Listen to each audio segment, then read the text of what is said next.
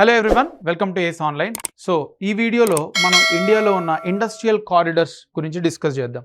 So రీసెంట్గా Press Information Bureau మనకి ఒక పెద్ద ఆర్టికల్ ఇవ్వడం జరిగింది. మనకున్న టోటల్ 11 ఇండస్ట్రియల్ కారిడార్స్, వాటి డెవలప్మెంట్ ఇది ఇవ్వడం జరిగింది. అయితే ఎందుకు ఆ పర్టికులర్ పీడిఎఫ్ మనకి పిఐబి ఇవ్వడం జరిగిందంటే, రీసెంట్గా బడ్జెట్ 2026-27లో రీసెంట్గా మనకు బడ్జెట్ ప్రవేశపెట్టారు కదా, ఆ వీడియో కూడా మనం క్లియర్గా డిస్కస్ చేసాం. సో దాంట్లో ఒక కొత్త ఇండస్ట్రియల్ కారిడార్ని గవర్నమెంట్ ఆఫ్ ఇండియా డెవలప్ చేయాలనుకుంటుంది, east coast industrial corridor. So ఇది ఇప్పుడున్న 11 ఇండస్ట్రియల్ కారిడార్స్లో ఇంకా పార్ట్ కాదు, కొత్త ప్రపోజ్ చేశారన్నమాట. కొత్త ఇండస్ట్రియల్ కారిడార్ ఒకటి ప్రపోజ్ చేశారు, that is east coast industrial corridor. అందులో ఒక చిన్న నోడ్ దుర్గాపూర్ దగ్గర ఒడిస్సాలో డెవలప్ చేయాలనుకుంటున్నారు. అయితే ఇండస్ట్రియల్ క్లస్టర్ అంటే ఏంటి ఒకసారి ఇక్కడ చూడండి. ఫర్ ఎగ్జాంపుల్ 2-3 సిటీస్ ఉన్నాయి. సో ఇండస్ట్రియల్ కారిడార్ అంటే ఏంటంటే మనకి ఒక లీనియర్ డెవలప్మెంట్ జోన్, లీనియర్ అంటే ఒక కంటిన్యూస్ జోన్ అనమాట. ఈ రీజన్ అంతా కూడా ఇండస్ట్రీస్ ఉంటాయి. అంటే బేసికల్గా ప్రతి దగ్గర ఇండస్ట్రీ ఉంటుందని కాదు, కొన్ని సెలెక్టివ్ నోడ్స్ ఉంటాయి. సో ఈ రీజన్ అంతా ట్రాన్స్పోర్టేషన్ ద్వారా అక్కడున్న కావాల్సిన ఎకనామికల్ ఎలిమెంట్స్ అన్నిటినీ కనెక్ట్ చేస్తూ కొన్ని రీజన్స్లో వీటిని నోడ్స్ అంటారనమాట. వీటిని కనెక్ట్ చేస్తూ ఒక పెద్ద ఇండస్ట్రియల్ కారిడార్ బిల్డ్ చేస్తారు.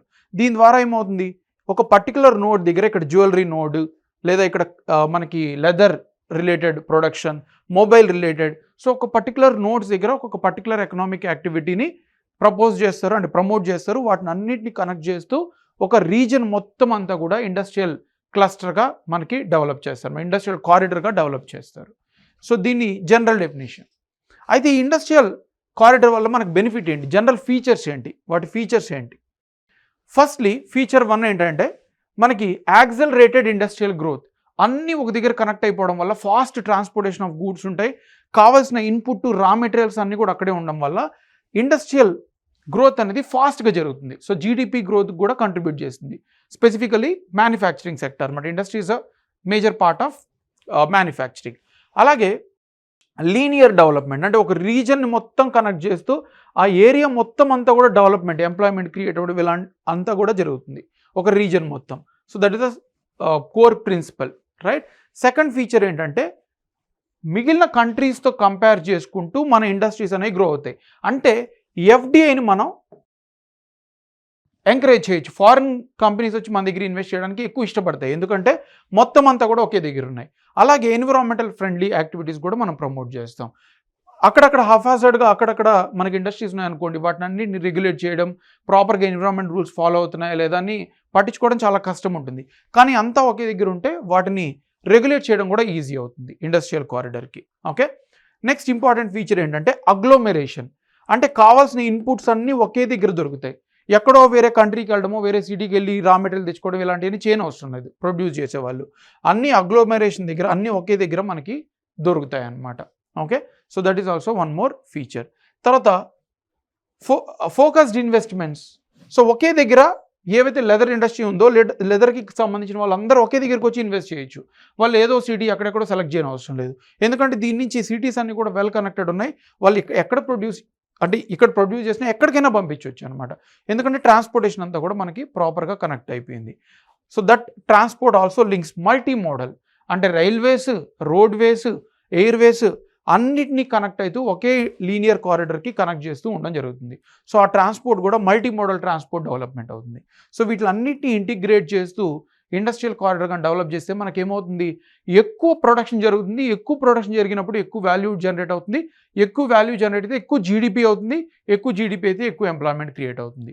సో దీనివల్ల ఓవరాల్ కంట్రీ కూడా మనకి డెవలప్ అవుతుంది అనమాట. So that is the general features of industrial corridor. ఇప్పుడు ఇండియన్ గవర్నమెంట్ కొత్త ఇండస్ట్రియల్ కారిడార్ తీసుకురావడం జరిగింది. ఓకే, సో ఇవన్నీ కూడా మనం డిస్కస్ చేసాం. ఇన్ఫ్రాస్ట్రక్చర్ కానీ, డెడికేటెడ్ ఇండస్ట్రీ జోన్స్ కానీ, ఎంప్లాయ్మెంట్ క్రియేట్ అవ్వడం కానీ, ఇవన్నీ కూడా strategic components of industrial corridor. అయితే ఇప్పుడు మనకి ఈ ఇండస్ట్రియల్ కారిడార్స్ని బిల్డ్ చేయడానికి అంటే డెవలప్ చేయడానికి ఆల్రెడీ మనకి ఒక ప్రోగ్రామ్ గవర్నమెంట్ లాంచ్ చేసింది. ఇది స్కీమ్ అనమాట, basically national industrial corridor development programme. ఇది government of India already develop చేసిన స్కీమ్. ఈ స్కీమ్ ద్వారా మనకి టోటల్గా 11 ఇండస్ట్రియల్ కారిడార్స్ని త్రూఅవుట్ ఇండియా మొత్తం టోటల్గా ఎన్ని ఇండస్ట్రియల్ కారిడార్స్ ఉన్నాయని కూడా ఎగ్జామ్లో అడుగుతారు.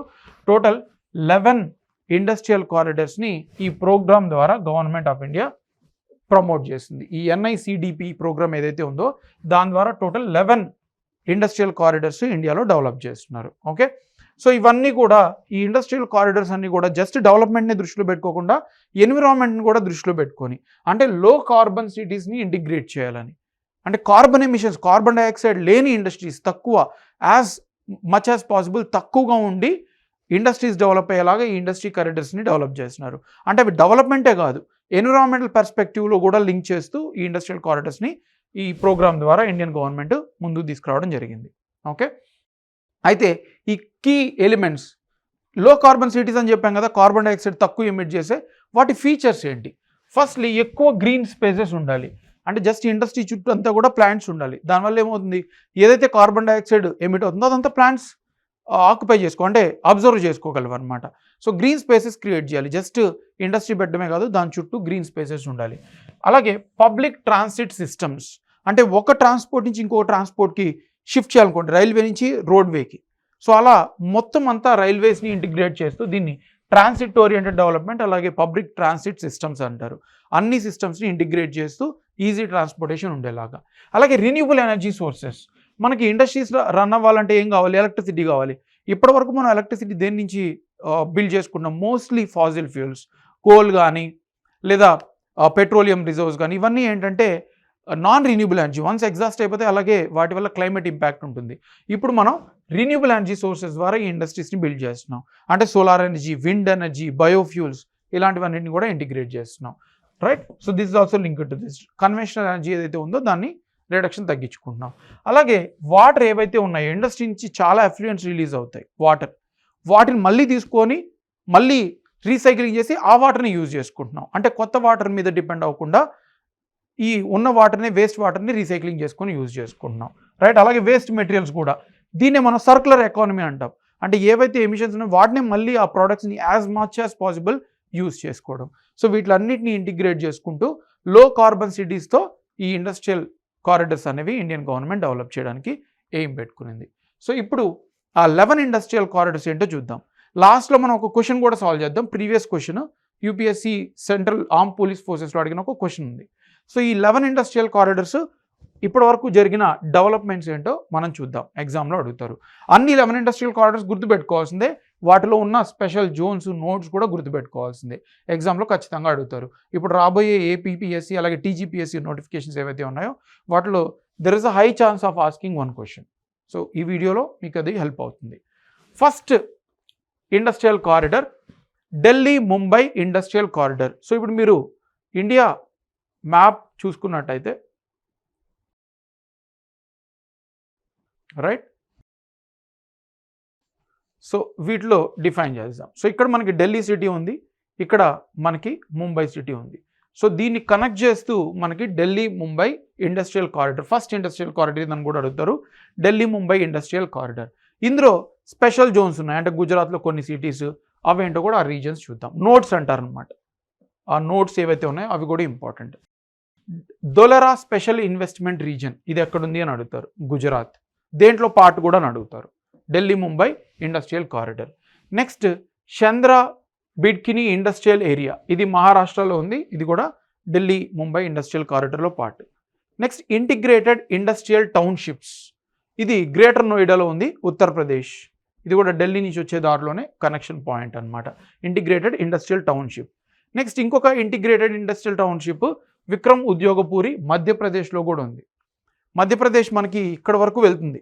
ఓకే, అక్కడి నుంచి కూడా మనకి ఒక ఇండస్ట్రియల్ ఇంటిగ్రేటెడ్ టౌన్షిప్ క్రియేట్ చేస్తున్నారు. Next multi modal logistics hub and multi modal transport hub, ఇది ఉత్తరప్రదేశ్లో ఈ నోడ్ ఉందన్నమాట. అన్నీ గుర్తుపెట్టుకోవాల్సిందే, ఏవైనా ఎగ్జామ్లో అడగవచ్చు.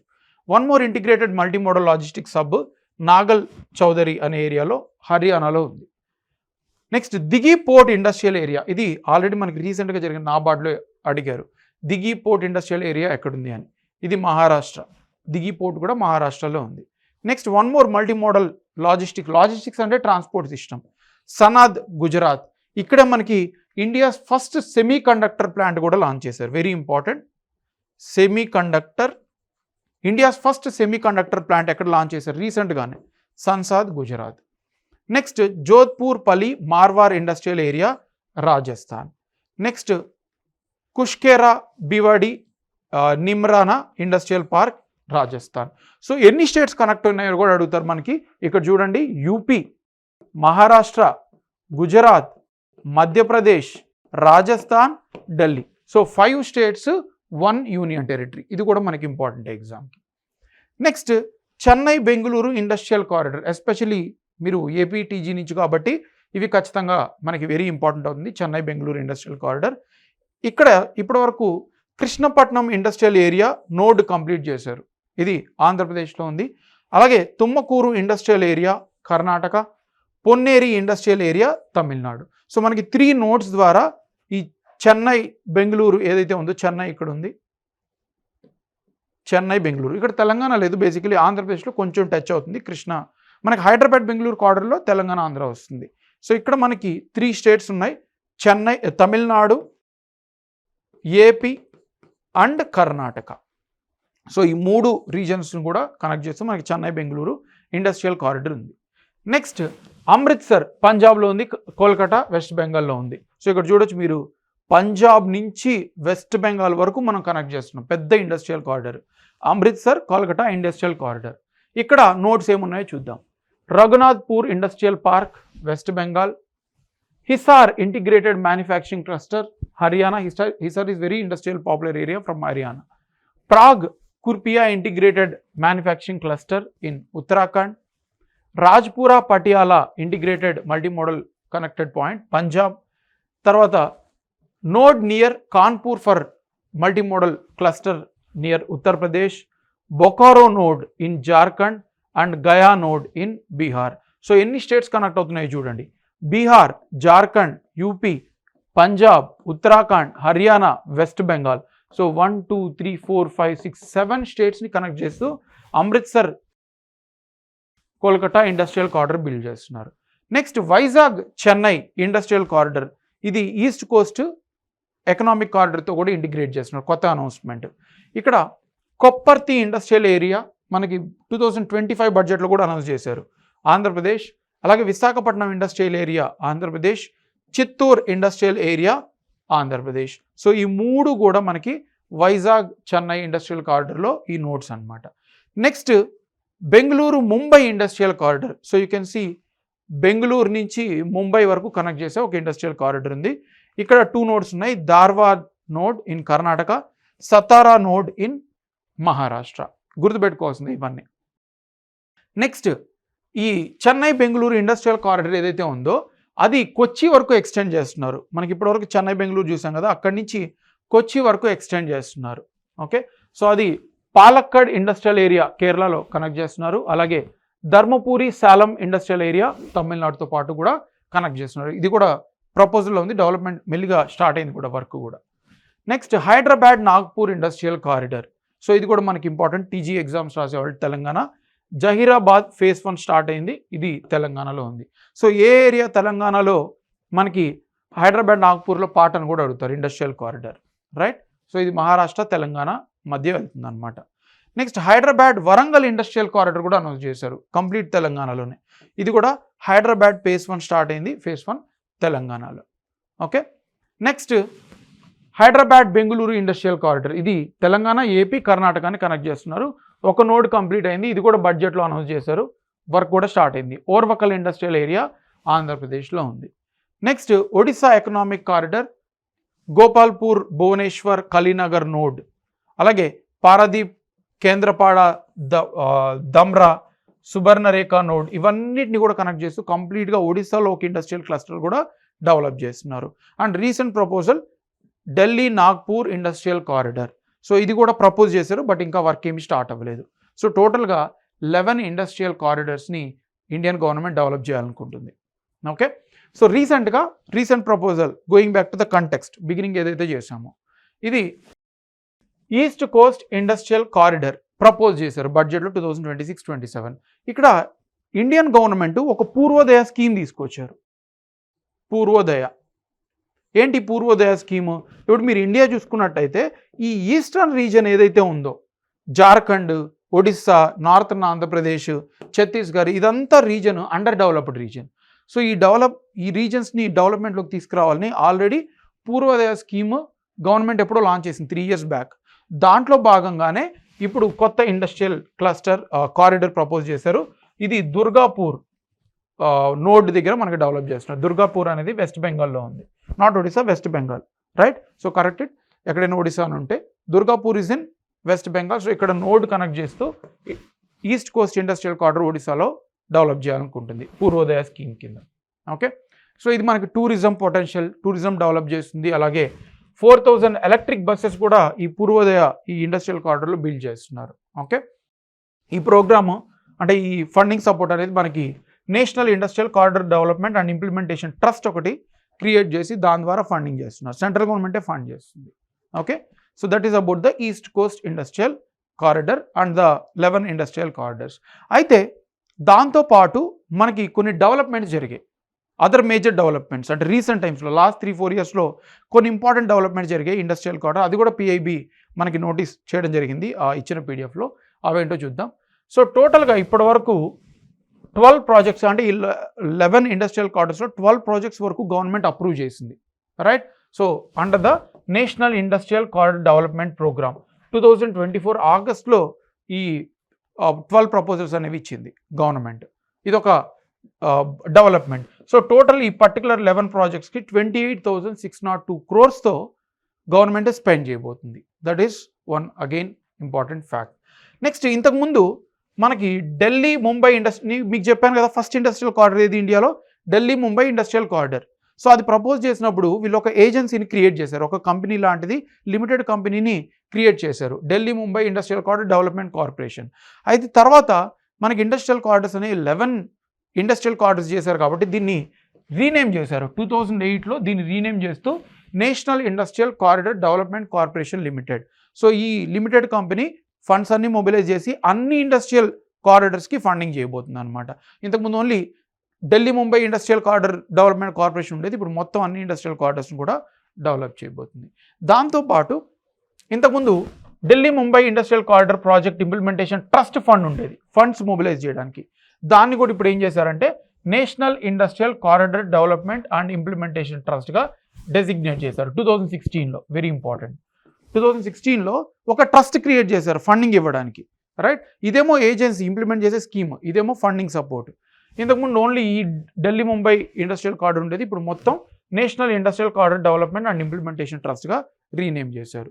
అలాగే 2026-27 బడ్జెట్లో, అంటే ఈ ఇయర్ బడ్జెట్లో 3,000 crores ఈ national industrial corridor development corporation లిమిటెడ్కి 3,000 crore బడ్జెట్ అలొకేట్ చేసింది. దీనివల్ల ఏమవుతుందంటే వీళ్ళు ఇండస్ట్రియల్ కారిడర్స్కి బిల్డ్ చేయడానికి హెల్ప్ అవుతుంది ఈ ఫండింగ్. సో ఇవి రీసెంట్ డెవలప్మెంట్స్, రైట్? సో ఇప్పుడు ఒక క్వశ్చన్ సాల్వ్ చేద్దాం. మనం డిస్కస్ చేసిన దాని నుంచే మొత్తం అంతా రివైజ్ చేసుకోండి, అన్నీ గుర్తుపెట్టుకోవాలి, నోట్స్ గుర్తుపెట్టుకోవాలి, కారిడర్స్ గుర్తుపెట్టుకోవాలి. ఖచ్చితంగా మీకు క్వశ్చన్స్ అనేవి వచ్చే ఎగ్జామ్స్లో వస్తాయి. సో ఇది 2016లో యూపీఎస్సీ సిఏపిఎఫ్ క్వశ్చన్ ఒకటి అడిగారు, చూద్దాం. Which one of the following is not an industrial corridor as per the policy initiative of government of India? So 11 industrial corridors ఉన్నాయి కదా, అందులో ఏది ఒకటి ఈ ఇచ్చిన 4లో పార్ట్ కాదు అని అంటున్నారు. అమృత్సర్ కోల్కతా, ఢిల్లీ ముంబై, కోల్కతా గువాహటి, చెన్నై బెంగళూరు. మీరు పాస్ చేసుకొని ఆన్సర్ చేసి తర్వాత మీరు చూడొచ్చు. ఏదైనా డౌట్ ఉన్నా you can post it in the comment. So Amritsar Kolkata longest industrial corridor మనం ఆల్రెడీ చెప్పుకున్నాం. Delhi Mumbai first industrial corridor. అలాగే చెన్నై బెంగళూరు కూడా ఉంది, it is now extended to Kochi. So Kolkata Guwahati industrial corridor లేదు. So that is the answer. ఇది ప్రీవియస్ క్వశ్చన్ అనమాట, right? So that is about the 11 industrial corridors in India and also recent proposition. So this is from for this video. Thank you and see you in the next video.